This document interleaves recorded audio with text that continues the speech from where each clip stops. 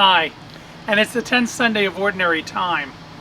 In the Gospel this weekend, it's all about the widow of Nain, a small little town that Jesus comes upon in his travels, and he once again responds to someone in their need. This woman is distraught because her son has died, like any mother would be. But in Jesus' time, this was sort of even more so a difficult thing for this woman. She was already someone who did not have a husband because of his death. And now her only son, the only one that could make money for the family and keep them alive, was the son. So she was absolutely beside herself. And Jesus performs the miracle and raises her son back to life. It's also a foreshadowing of what it's going to be like for all of us in his kingdom. And so Jesus shows his disciples and us today, as we reflect on this gospel, of what it's going to be like when we go into his kingdom, beyond our imagination. Because Jesus is truly, by performing this miracle of bringing this young boy back to life, is telling everyone and letting them all know that in his kingdom, death is no more, and that the fullness of life awaits for all of us. It sort of helps any of us that have lost people that we truly miss, and we wish they were with us today in the same way that they were before. And yet, as we reflect on what Jesus tells us, we realize that in his kingdom, there is something that is so wonderful that is waiting for all of us. It's beyond our comprehension almost. So we get little glimpses of it through the miracles that Jesus performs here in this world.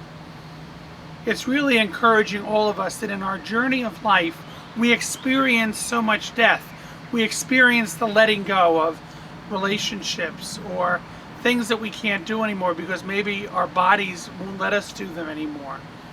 Whatever it is that we have to let go of on a daily basis, we realize that we're that much closer to embracing all that God has in store for us. And so even in the midst of losing something, we can be joy-filled. My friends, I ask you to come and worship with us here at Church in the Nativity in Midland Park, New Jersey, a stewardship parish, a place where we try and share our time, our talent, and our treasure with one another.